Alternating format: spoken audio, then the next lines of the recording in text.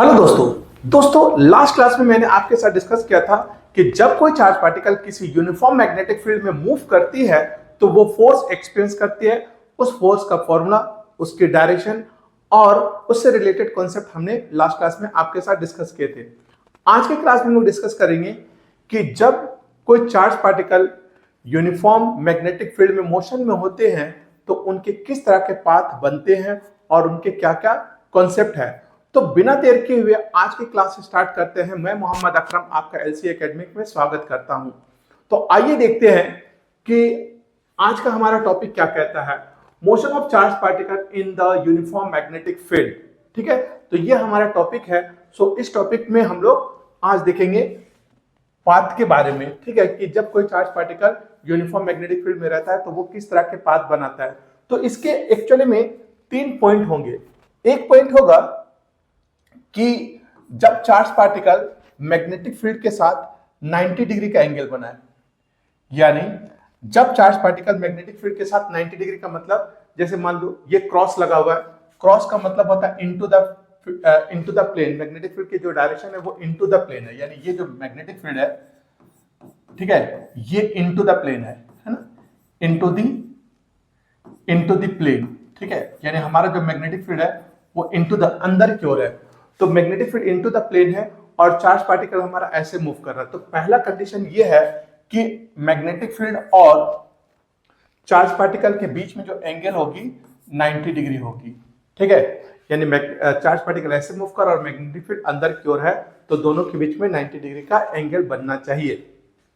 तो ऐसे सिचुएशन में मान लो हमारा ये चार्ज पार्टिकल है, यहां से ये मैग्नेटिक फील्ड के परपेंडिकुलर ऐसे मूव कर रहा है। तो ऐसे सिचुएशन में वी कैन यूज फ्लेमिंग का लेफ्ट हैंड रूल या फ्लेमिंग का राइट हैंड रूल यूज करके हम पाथ को देख सकते हैं। तो अगर हम राइट हैंड रूल यूज करते हैं तो याद होगा मैंने आपको बताया था कि राइट हैंड रूल में ये आपका चार्ज पार्टिकल का मोशन बन जाता है और ये मैग्नेटिक फील्ड बन जाते हैं। तो magnetic field into the plane है और चार्ज पार्टिकल का मोशन ऐसे है। तो जब ये ए पर होगा तो देखो चार्ज पार्टिकल पर फोर्स कहाँ लग रहा है, ऊपर की ओर लग रहा है, यानी इस डायरेक्शन में फोर्स लगेगा। तो ऐसे सिचुएशन में ये जो चार्ज पार्टिकल है वो ऐसे टर्न हो जाएगी, है ना, यानी इस पर जो फोर्स लगेगा, जब ये फोर्स ऐसे होगा तो ये चार्ज पार्टिकल ऐसे घूम करके बी पर पहुंचेगा। जब ये बी पर पहुंचता है चार्ज पार्टिकल, तो देखिए फिर से यहाँ पर हम लोग मैग्नेटिक फ्लेमिंग का राइट हैंड रूल लगाते हैं। तो ये मैग्नेटिक फील्ड हुआ, ये चार्ज पार्टिकल हुआ, तो देखिए फोर्स की डायरेक्शन क्या हुआ, इनटू द इस डायरेक्शन में, यानी towards the centre of the circular path. अगर हम देखें कि अगर ये सर्कुलर पाथ हो तो हमारा जो फोर्स है वो इस डायरेक्शन में अप्लाई हो रहा है। तो फोर्स की जो डायरेक्शन होगी वो ऐसे होगी।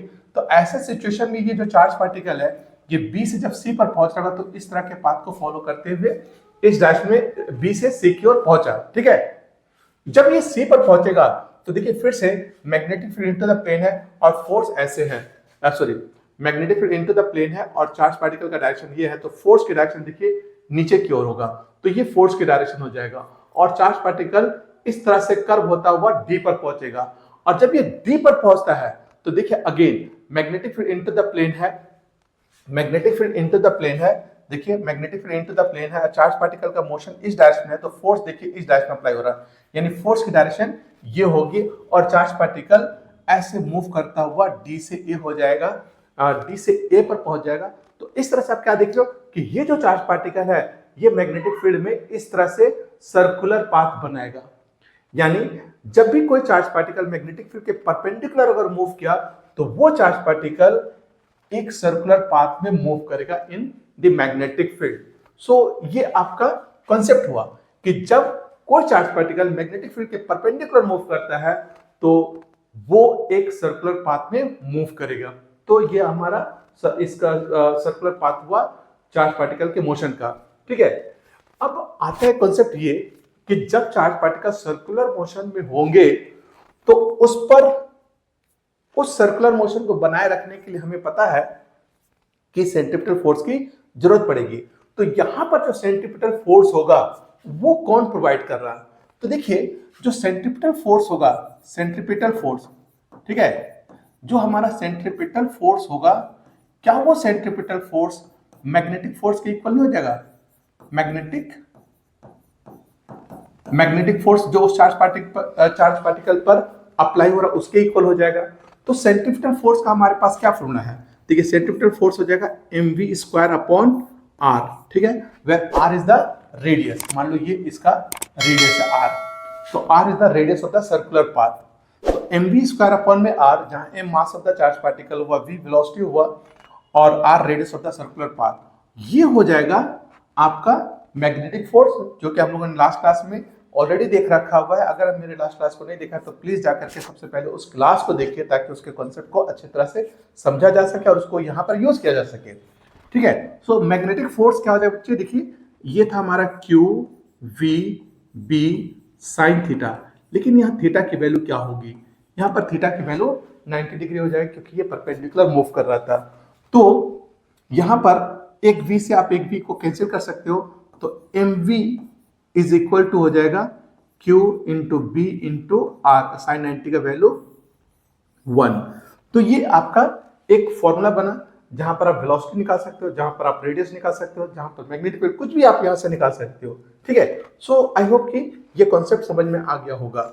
अब हम लोग देखते हैं कि यहां से हम velocity, angular velocity, time period और frequency and the kinetic energy, ये हम लोग देखने की कोशिश करते हैं कि हम कैसे निकाल सकते हैं, ठीक है। तो देखिए, अगर मान लो अगर आपको वेलोसिटी निकालना है, तो वेलोसिटी क्या होगा, अगर आप वेलोसिटी निकालोगे तो हमने देखा कि जो हमारा रिजल्ट है वो है mv is equal to Q B R.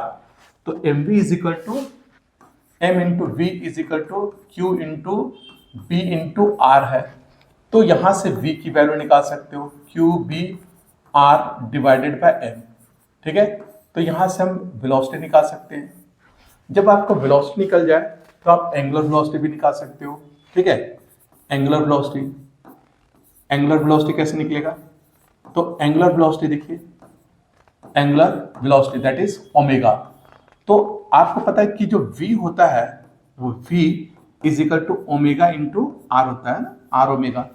तो ओमेगा इंटू आर, तो v की जगह हम लोग क्या रख देंगे बताइए, Q B R divided by m is equal to omega into R. तो r से r कैंसिल हो जाएगा, तो ओमेगा की वैल्यू क्या बनेगी, ओमेगा की वैल्यू हो जाएगा q into V divided by Q into B divided by M, ठीक है। तो ये ओमेगा हो जाएगा, ये ओमेगा हुआ। और जब ओमेगा हो जाएगा तो आप टाइम पीरियड भी निकाल सकते हो, है ना। तो टाइम पीरियड देखिए, टाइम पीरियड, हम टाइम पीरियड भी निकाल सकते हैं, यानी कैपिटल टी।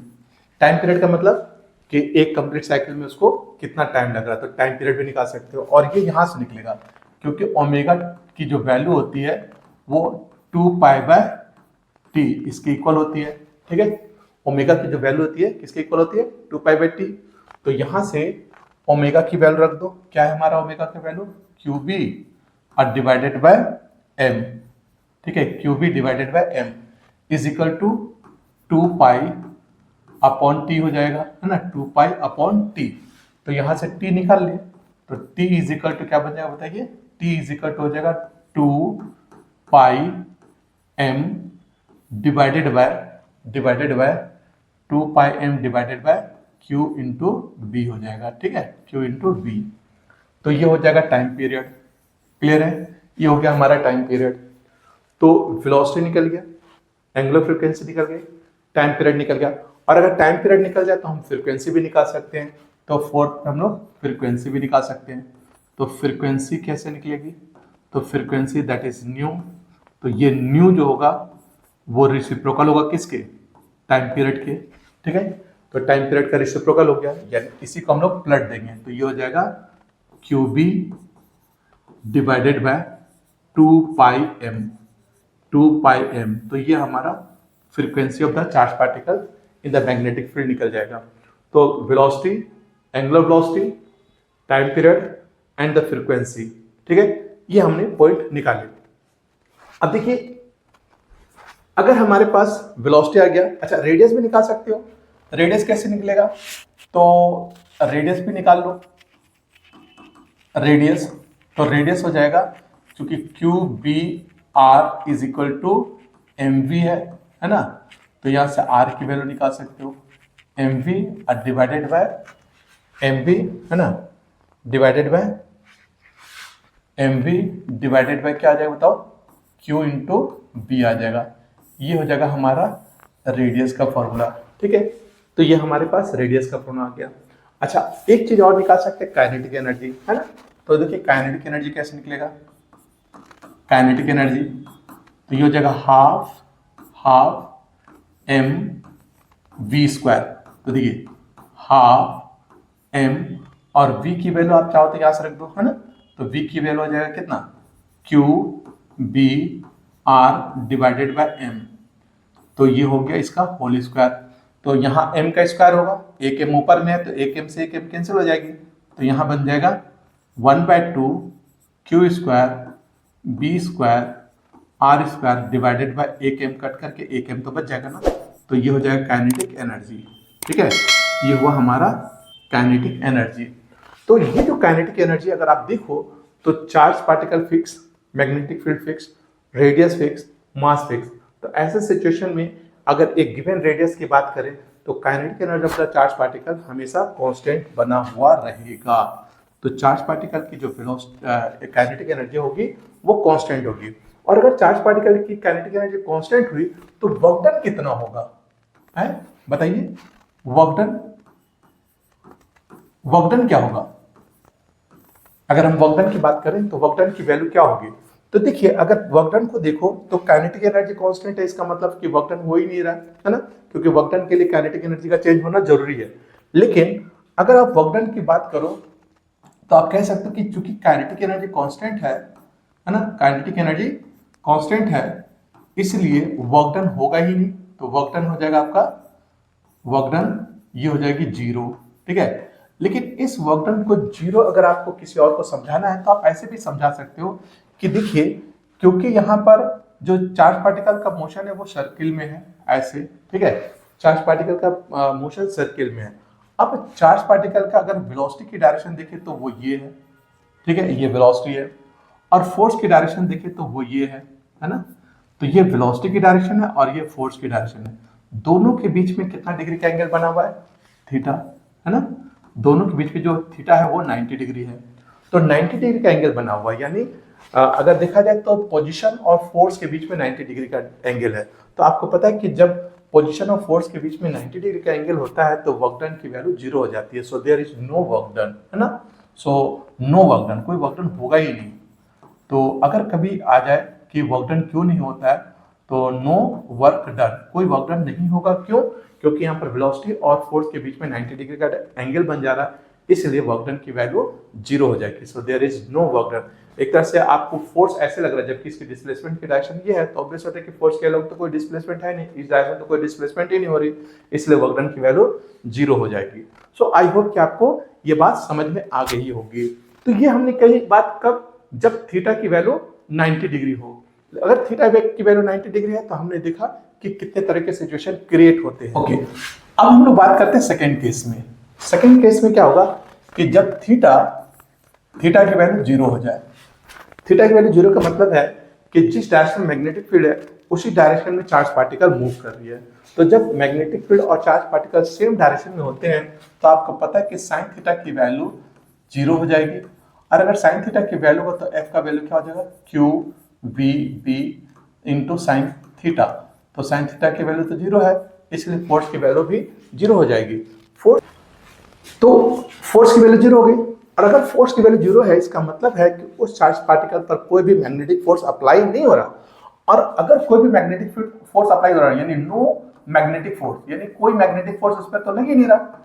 और जब कोई भी मैग्नेटिक फोर्स उस पर अप्लाई नहीं होगा तो उसमें कोई डिफ्लेक्शन होगी नहीं, इसलिए ऐसे सिचुएशन में वो चार्ज पार्टिकल उसी डायरेक्शन मैग्नेटिक फील्ड में कांस्टेंट स्पीड से मूव करता रहेगा। सो ये जो चार्ज पार्टिकल है remains parallel to the magnetic field. So हम ये कह सकते हैं कि जो चार्ज पार्टिकल है, charge particle remains in the direction of magnetic field, है ना। Particle remains in the direction magnetic field, है ना, in the direction of magnetic field. तो वो मैग्नेटिक फील्ड के ही डायरेक्शन ऑफ मैग्नेटिक फील्ड में बना हुआ रहेगा, यानी ना तो लेफ्ट डिफ्लेक्ट और ना तो राइट डिफ्लेक्ट, वो सीधा चला जाएगा। ठीक है, तो एक ही कॉन्सेप्ट है। लेकिन एक कॉन्सेप्ट और भी हो सकता है, और वो कॉन्सेप्ट क्या है, एक कॉन्सेप्ट ये हो सकता है कि जब थीटा जीरो से बड़ा हो ठीक है, थीटा 0 से बड़ा हो, लेस देन 90 डिग्री हो, ठीक है, लेस देन। मान लो कि मैग्नेटिक फील्ड हमारा ये है, ठीक है, मैग्नेटिक फील्ड हमारा ये बी है, B is the magnetic field, और कोई चार्ज पार्टिकल आपको थीटा एंगल बना करके मूव कर रही है, और ये थीटा क्या है, 90 से कम है। तो अगर ये थीटा एंगल बना करके मूव कर रही है, तो देखो ऐसे सिचुएशन में इस v के दो कंपोनेंट हो जाएंगे। एक component in the direction of the magnetic field हो जाएगा, ये है ना, ऐसे, तो ये हो जाएगा v cos थीटा, और दूसरा कंपोनेंट इसके परपेंडिकुलर हो जाएगा मैग्नेटिक फील्ड के, ये हो जाएगा v sin थीटा। अब देखो ये जो v cos थीटा है, इसका अगर ये कंपोनेंट है तो ये कंपोनेंट बताता है कि जो चार्ज पार्टिकल है वो एकदम इन the direction of magnetic field बना हुआ रहेगा, और जो v sin थीटा है वो उसका टारगेट है उसको सर्कुलर पाथ में मूव कराना। तो इसका टारगेट है सर्कुलर मोशन देना, और इसका टारगेट है हॉरिजॉन्टल मोशन देना, यानी ये लीनियर मोशन के लिए रिस्पॉन्सिबल है और ये सर्कुलर मोशन के लिए रिस्पॉन्सिबल है। जब लीनियर मोशन और सर्कुलर मोशन दोनों साथ साथ चलेंगे तो चार्ज पार्टिकल ना तो सर्किल में जाएगा ना ही परफेक्ट लीनियर बनेगा। तो ऐसा सिचुएशन में जो चार्ज पार्टिकल का मोशन होगा वो कुछ इस तरह से बन जाएगा, या ऐसे, ये इस तरह के मोशन, इस मोशन को हम लोग कहते हैं हेलिकल मोशन, है ना। तो इस तरह से ये हेलिकल मोशन में मूव करेगा, ऐसे, like this, like this, like this, है ना, ये इस तरह के हेलिकल मोशन में बन जाएगा। तो जो पाथ ऑफ द मोशन होगा वो कौन सा हो जाएगा बेटा, ये हो जाएगा हेलिकल मोशन, हेलिकल पाथ, ठीक है, और मोशन बन जाएगा हेलिकल मोशन। तो इस तरह से चार्ज पार्टिकल मूव करेंगे। तो यहां पर देखो जो हेलिकल मोशन है वो स्पाइरल जो हम बाइंडिंग देखते हैं उसी को हम लोग हेलिकल पाथ भी कह सकते हैं। तो हेलिकल शेप या हेलिकल पाथ उसी तरह होता है जो हमारा स्पाइरल बेंडिंग होता है। तो इस तरह से ये चार्ज पार्टिकल मूव करेंगे। तो ऐसे सिचुएशन में यहां से लेकर के यहां तक का जो डिस्टेंस होएगा, यहां से दो कंसेक्यूटिव सर्किल के बीच में, जो दो कंसेक्यूटिव लूप के बीच में जो डिस्टेंस होता है उसको हम लोग पिच कहते हैं। तो यानी ये बन जाएगा हमारा PITCH, पिच, जिसको हम लोग लेमडा से रिप्रेजेंट करेंगे, है ना। तो ये हमारा पिच हो जाएगा। तो पिच हो जाएगा, लेमडा से रिप्रेजेंट करेंगे। तो अगर हमें पिच की वैल्यू निकालना पड़ गया, अगर हमें पिच की वैल्यू निकालना पड़ा तो ये पिच हम निकलेगा कैसे। तो pitch is equal to lambda, और लेमडा की वैल्यू जो होगा डिस्टेंस, स्पीड इंटू किससे, टाइम से निकाल सकते हो, ठीक है, स्पीड इंटू टाइम। तो स्पीड हो जाएगा हमारा v cos थीटा, ठीक है, v cos थीटा क्या हमारा स्पीड, हॉरिजॉन्टल स्पीड लेंगे, है ना, ये वाला v cos थीटा लेंगे क्योंकि इस डिस्प्लेसमेंट के लिए v cos थीटा रिस्पॉन्सिबल है, और इनटू टाइम हो जाएगा आपका टाइम पीरियड, क्योंकि यहां से जैसे मान लो यहां से स्टार्ट हुआ तो यहां से लेकर के जब ये यहां पर आएगा तो एक कंप्लीट मोशन हो जाएगा, है ना, या एक कंप्लीट साइकिल बन जाएगा। तो उस केस में जो टाइम हम लोग लेंगे वो टाइम पीरियड होगा, क्योंकि एक यहां से मूव करता हुआ ये यहां पर पहुंचा, तो एक कंप्लीट टाइम पीरियड हम लोग कंसीडर करेंगे, ठीक है। तो v cos theta into time. अब हम इस टाइम की वैल्यू हम लोग कहां से रखेंगे, तो टाइम की वैल्यू हमारा यहां से आएगा, देखिए ये वाला टाइम पीरियड, है ना, ये 2πm डिवाइडेड बाय QB। तो यहां से हम लोग टाइम पीरियड कंसीडर करेंगे 2πm डिवाइडेड बाय QB। तो v cos theta into 2πm divided by QB, है ना, ये बन जाएगा 2π v cos theta into 2πm upon में QB। तो हमारे पास जो रिजल्ट आएगा वो क्या बन जाएगा बताइए। तो हमारा जो रिजल्ट हो जाएगा पिच का वो बन जाएगा हमारा, देखिए, तो पिच का जो रिजल्ट हो जाएगा लेमडा इज इक्वल टू क्या बने बताइए, lambda is equal to 2πmv cos theta, 2πmv cos theta, 2πmv into cos theta divided by QB। तो ये हमारा पिच का फॉर्मूला बन जाएगा, ठीक है, ये हमारा पिच का फॉर्मूला बना। तो इस तरह से हम लोगों ने देखा कि जब चार्ज पार्टिकल थीटा एंगल बना करके मैग्नेटिक फील्ड में मूव करती है तो ऐसे सिचुएशन में जो चार्ज पार्टिकल है उस हेलिकल शेप में जाती है, और जब ये हेलिकल शेप में जाएगी तो हमारे पास दो कंसेक्यूटिव लूप के बीच का जो डिस्टेंस होता है उसको पिच कहते हैं, और पिच का वैल्यू ये निकल जाएगा, ठीक है। तो आई होप कि आपको ये कॉन्सेप्ट समझ में आ गया होगा। तो इस तरह से हमने देखा कि जब भी कोई charge particle uniform magnetic field में मूव करती है तो किस तरह का पाथ बनेगा डिपेंड करता है कि वो किस तरह से मैग्नेटिक फील्ड में एंटर कर रहे हैं। अगर मैग्नेटिक फील्ड में वो परपेंडिकुलर एंटर करेगी तब परफेक्ट सर्कुलर पाथ बनेगा, सर्कुलर मोशन बनेगी। और अगर मैग्नेटिक फील्ड में वो 0 डिग्री एंगल बना करके एंटर करती है तो उसके पाथ में किसी तरह का डिविएशन नहीं होगा और वो स्ट्रेट चली जाएगी। और अगर वो एक्यूट एंगल बनाती है यानी greater than 0 and less than 90 degree, तो ऐसे सिचुएशन में वो हेलिकल पाथ को फॉलो करेगी। सो आई होप कि आपको ये पूरा कॉन्सेप्ट समझ में आ गया होगा। तो अगर ये आपको कॉन्सेप्ट अगर आपको ये लेक्चर समझ में आया तो प्लीज इस लेक्चर को लाइक और शेयर करना ना भूलें। और हाँ, अगर मेरे चैनल पर आप नए हैं तो प्लीज इस चैनल को सब्सक्राइब भी करें ताकि इसी तरह के कॉन्सेप्ट को आसान तरीके से आपको समझाया जा सके। तो नेक्स्ट क्लास में हम लोग कुछ इससे रिलेटेड न्यूमेरिकल देखेंगे। तो मिलते हैं नेक्स्ट क्लास में। Thank you.